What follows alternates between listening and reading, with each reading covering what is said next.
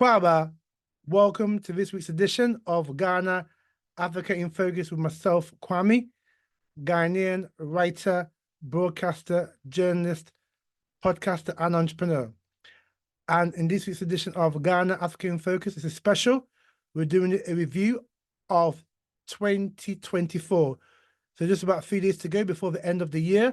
We thought it best to have a review of the year 2024. So that's the theme for this week's podcast, looking back at the year 2024.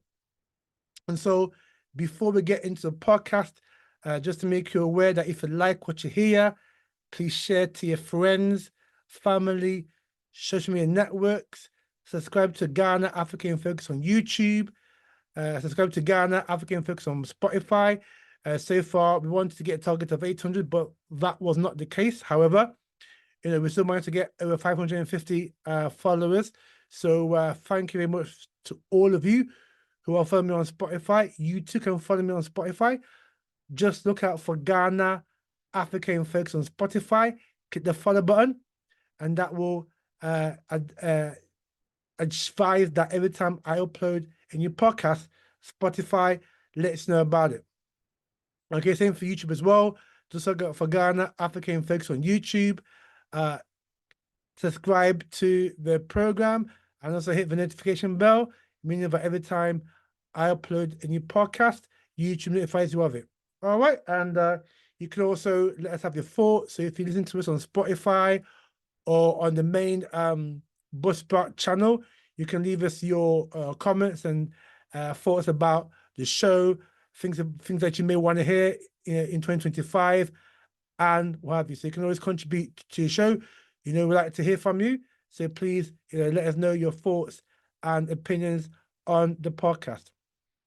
All right, and so let's get into this podcast, a review of 2024. So it's been a very, very interesting, fascinating, challenging, and at times revolutionary year. It has been on the continent of Africa this year. And we're going to look at some individual countries that have had, been very, very important this year within the news going on in the African continent. So we start with South Africa. This year was the country's 30th anniversary coming out of apartheid. But like I said, apartheid is still there. And if you want to know more about that, like I said, I did a podcast looking about 30 years in South Africa, where I said that apartheid has not ended, but it's just changed its face, and it's more dangerous than when it was legalized. So, South Africa celebrated 30 years of freedom in April of this year, and it had elections in May. And the ANC, for the first time since it came to power in the first multi-party democracy elections, for the first time since 1994, it lost its majority, and is now in coalition with the former apartheid Labour government, now call itself the DA. Yeah, so the so-called Democratic Alliance is the offshoot of the old apartheid party, the National Party. And so for the first time, ANC lost its majority and it had to go into coalition with the former apartheid party, now called Democratic Alliance. And so, this shows you that in South Africa, so-called democracy hasn't reaped the dividends that a lot of our people in South Africa were expecting. To the extent that the ANC, like I said in my podcast regarding the 30th anniversary, has not delivered the jobs, the houses, and the real tangible change in people's lives that they said that they would bring once apartheid came to a legal end in 1994. And so, we've seen steadily over the last few elections, the eroding vote of the African National Congress, ANC, and that has now resulted in them losing their 2/3 majority in the South African Parliament. And so now, they now have to enter, or they're now entering rather, into a coalition with the former apartheid party called rebranding itself called Democratic Alliance. And that party, I don't care if they've got a black leader, I don't care about what they say. That party is a bastion of white interest in South Africa. So that party is there to safeguard white interest in South Africa. And as I mentioned to you, the white population, which makes up about 10 to 13% of the population in South Africa, they control or they own 82% of the best land in the country. Yeah. And so the Democratic Alliance has to protect white interests. They cannot they cannot be seen to not sort of take the interest of its base art, and its base is predominantly made up of white people. So Europeans from Britain, from the Netherlands, from Germany, other European nationals that have lived in South Africa, particularly since the end of apartheid, legal apartheid in 1994. And so this party has to safeguard white interests. And so when we have a party of that nature that is now in coalition, that is now in effective government in South Africa, then it tells you that there's some serious problems for African people in South Africa. And, I didn't see that changing that much. And Julius Malema, his support has dwindled in the last two elections. For somebody who has got parliament, I think they've got about 8 or 9 MPs in parliament, and they normally get about 10-11% of the vote. I think this year they got less than 10%.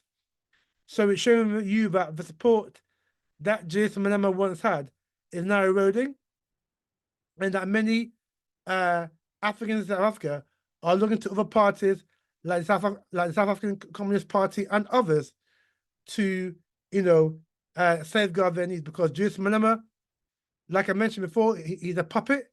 He's just talking his talk because he has to. He can do that, but essentially he has not got the power to, implement his talk.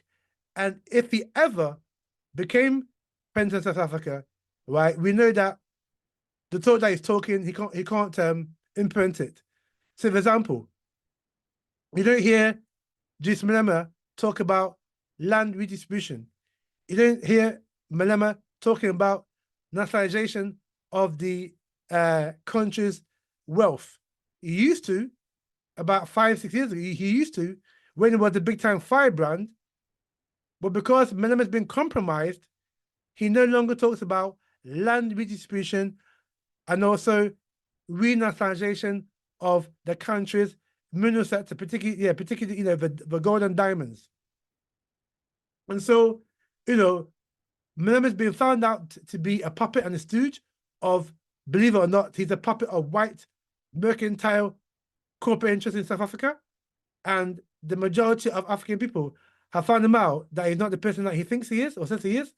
And as a result, the EFF, Economic Freedom Fighters, have seen the support dwindle now to it's now, less than double figures. So, there's some very, very interesting times in South Africa. But me personally, I think South Africa needs to do, a Kenya, and I'll come to Kenya in a minute, or do what they did in Sri Lanka, where basically people power, mass protests, got rid of the government in Sri Lanka. I think it was either this year or last year. And so South Africa is going through a very, very, interesting crossroads right now with this coalition government in play, which part of it is about securing white interest in that country. So we'll see how it plays, and then we'll see, if so-called democracy is going to yield any benefits for our people in South Africa. So I mentioned Kenya a minute ago. Kenya has also been another very fascinating story this year. Ruto has been in power for about 18 months, if that, and already there were mass protests in Kenya this year. And in actual fact, Kenyans were just a whisker away from taking out Ruto. Had they had arms, like Donald Trump's boys did in the January 7th uprising 2021, William Ruto would not be president of Kenya. He would have absconded and probably sought asylum in the European country. Because such is the anger in Kenya, particularly amongst the youth, of Ruto selling out Kenya to the likes of the Bill and Melinda Gates Foundation, to the likes of these hawkish, NGOs,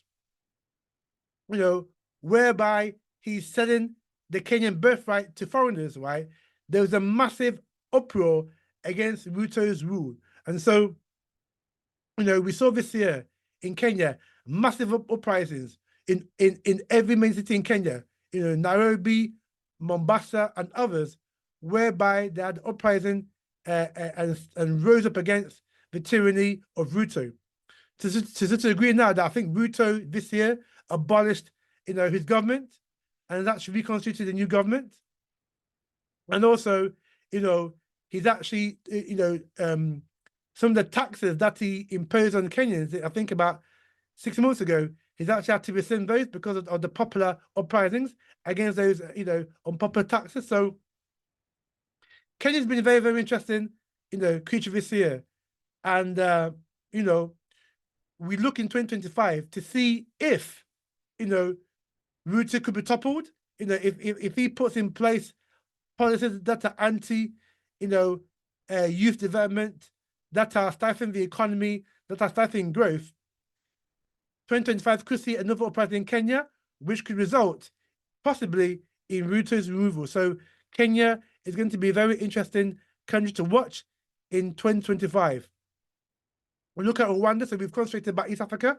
So we've seen East Africa. Rwanda, again, this year celebrated its 30th anniversary from the genocide that happened in 1994, whereby more than 1 million Africans were killed. And I did a presentation this year about the 30-year rule of Kagame, Saint Osina. And even though, Rwanda is a well-functioning African country with good infrastructure, good transportation network, good roads, a good transportation system, and that, there's employment there, and, running electricity and running water. This model of democracy and this model of leadership that has been identified by Kagame is beginning to be questioned by a lot of people on the continent. I myself, as I mentioned in the podcast, looking about the 30th anniversary of the genocide, I myself said that I'm no big fan of Kagame, and I question the style of leadership that he has governed over the last 30 or so years, in that there's effectively no opposition. Even though there was elections in Rwanda this year, we all know that they were rigged because there was no opposition, and that, those parties that were participants in the election basically didn't have the resources or the, you could say, manpower, so to speak, to challenge Kagame. And so we know that Rwanda is a one-party state, has been for the last 30 years. And there are murmurings that, there are, people within Rwanda are beginning to feel uneasy about Rwanda after Kagame. Has Kagame groomed somebody that would take his place once he retires? Because Kagame is now in his 60s. Kagame cannot rule forever. And I do hear that he wants to fight for the next election, I think in the next 5-6 years' time. And so, again, Rwanda is a very, very interesting country to watch next year, because there are murmurs that, Kagame's time may be up, and that Kagame may either be forced to step down, or there could be, an uprising similar to what we saw in Kenya in Rwanda. So Rwanda, again, despite its so-called economic success, and like I said in my podcast, looking about 30 years of Rwanda, I just say to you that this so-called African economic miracle we should not buy into that. That's like a Western propaganda to actually big up, for want of a better word, to big up Kagame, not understanding that the wealth that Rwanda apparently has is predicated on the destruction and the ongoing civil war in DRC, Democratic Republic of Congo, because the titanium, the lithium, the cobalt, the coltan, the iron ore that is used to make all these things that Rwanda is benefiting from come from DR Congo. And we know that stolen DR Congo minerals is finding its way to Rwanda. That's I made that point in the podcast that I did earlier on this year, looking about Rwanda and Kagame 30 years on. And so we need to be honest as Africans that Rwanda's wealth has been predicated on the ongoing slaughter and genocide in DR Congo. And next year, we need to do a special on the Congo because many of you do not appreciate that there's a big war.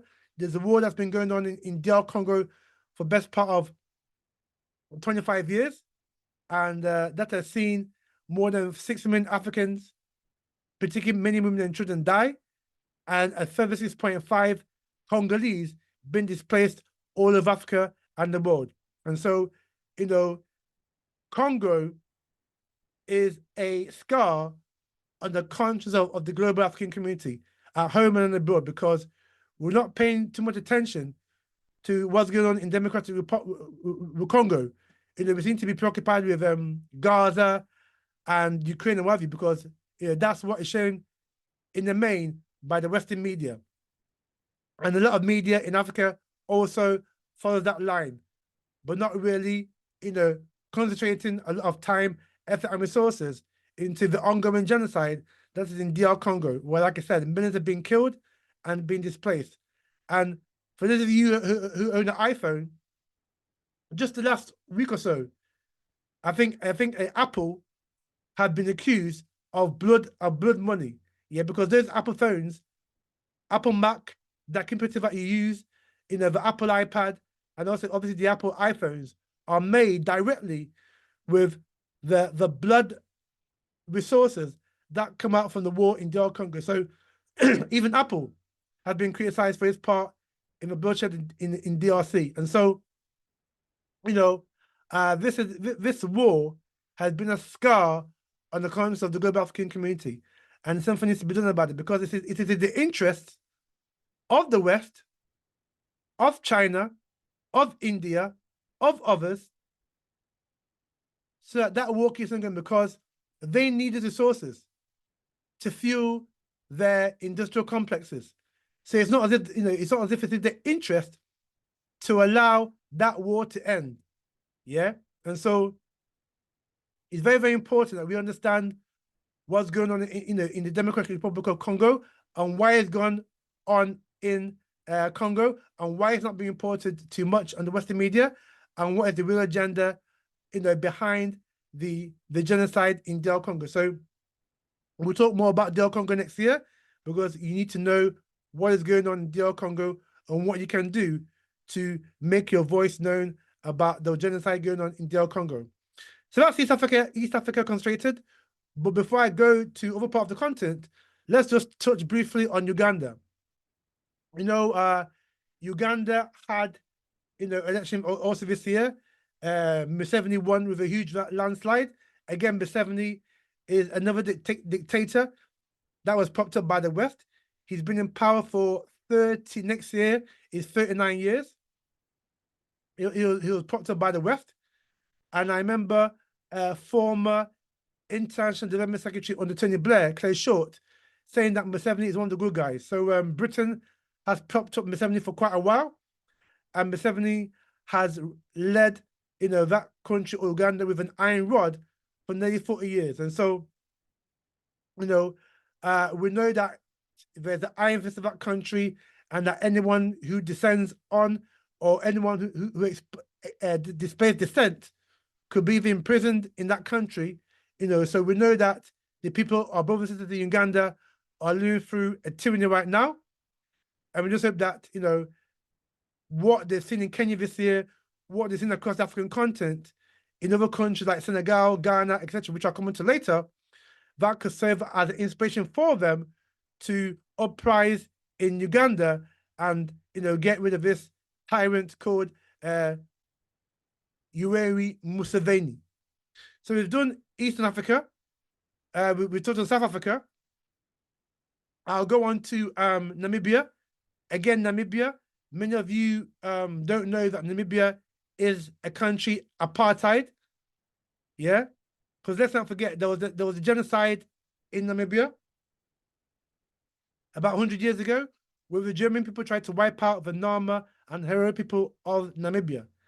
And Namibia is a big country, but white people, particularly Germans, predominantly Germans, earn up to 70% of the land in Namibia. Yeah.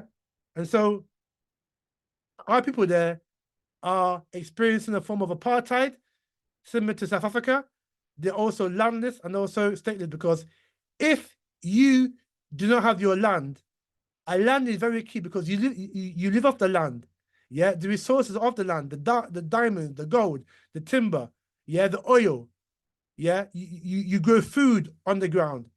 If our people in Namibia do not have their land, yeah, they're basically stateless.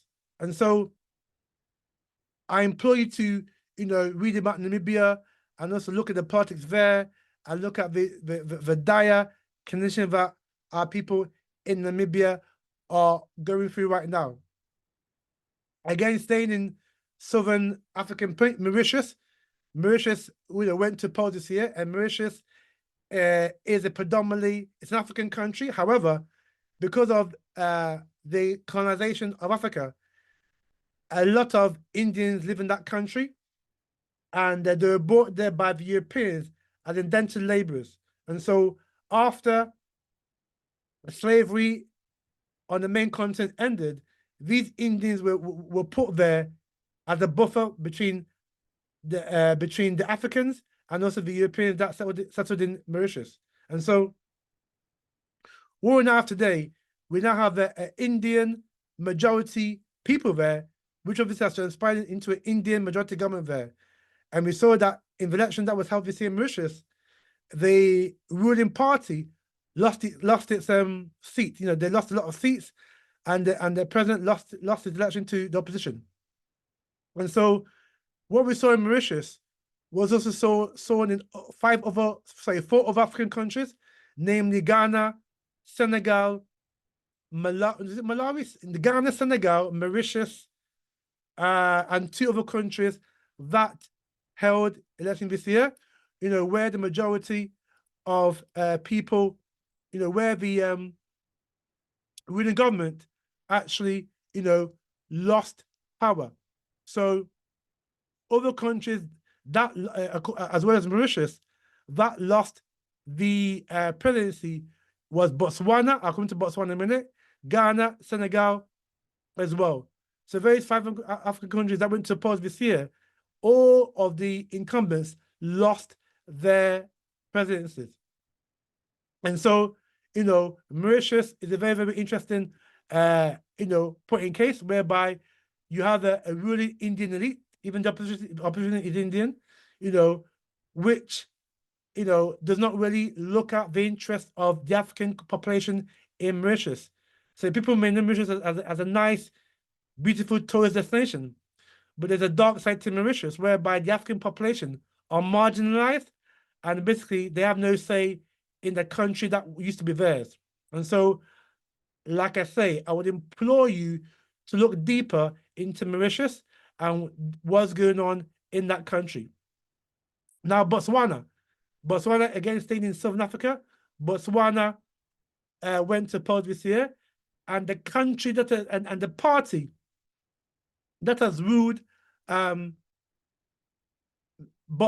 since independence in 1966, that party lost the elections. Yeah, so the ruling party, a trend that we saw in a content this year, Botswana's main party lost their, lost their majority and lost the presidency as well.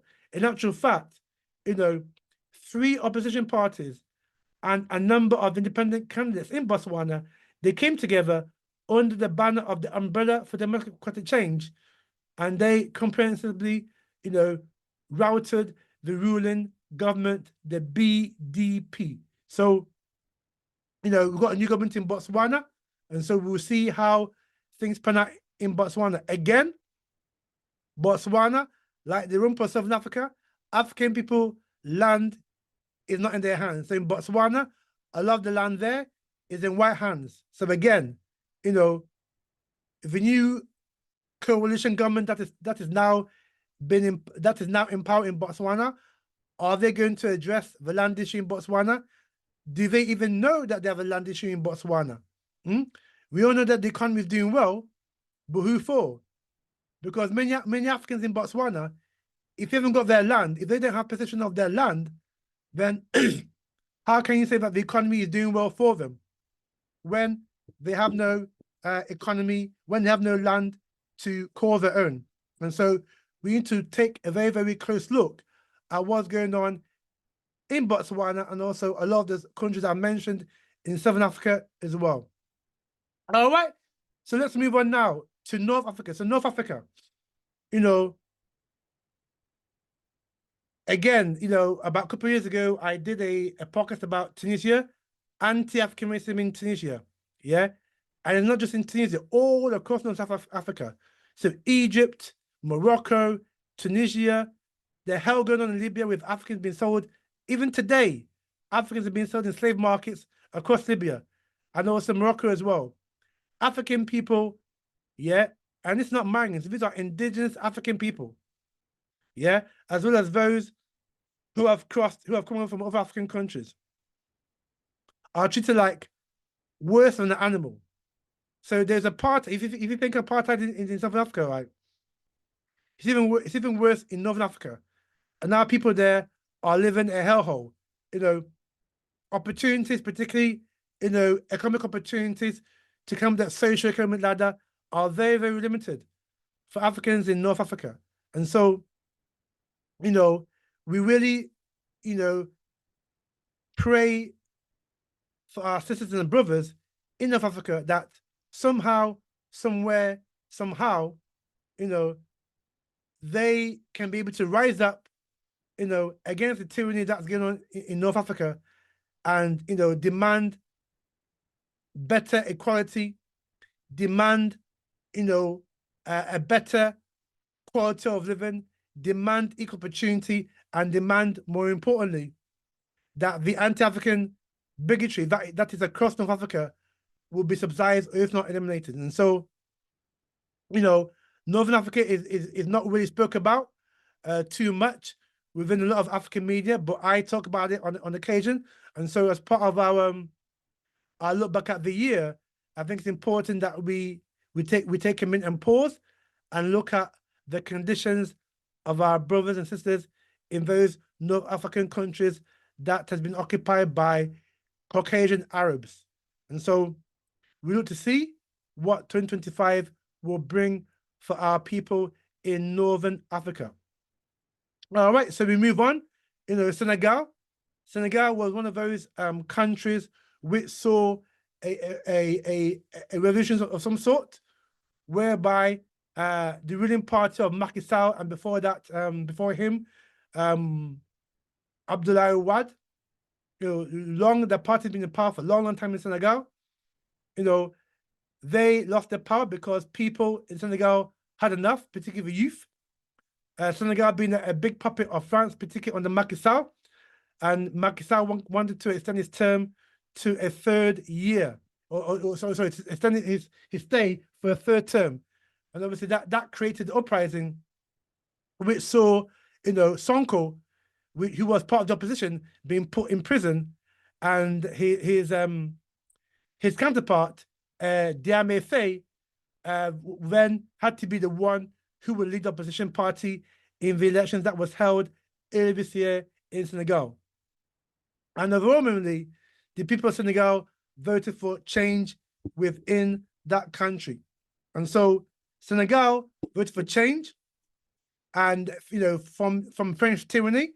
And in the beginning, there were some very, very interesting noises coming out of Senegal in terms that they wanted to get rid of the French CFA.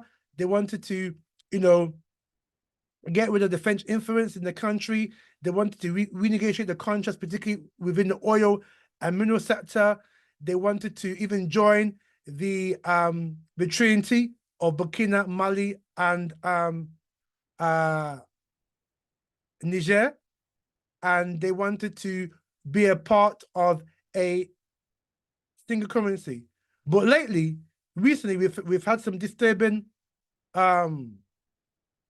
noises coming out of Senegal. I believe, if I'm right, that's either Faye went to Paris to see Macron or Macron went to Senegal. It's either one. And also, they are not as forward in the support for Mali, Niger, and Burkina Faso as they were when they won that election earlier on in the year. And so I think that there's been a division between Sonko, who for me is the real Pan-Africanist, and Faye, who is like jittery about where Senegal needs to go. Do they stay within the Francophone Union, or do they opt out of the Francophone Union and join the revolution that's going on in Mali, Burkina, and Niger? And so, very, very interesting year that was had in Senegal.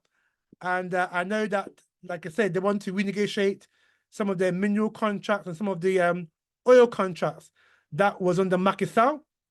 If that has been done, we don't know. But next year is going to be a very, very interesting year in Senegal.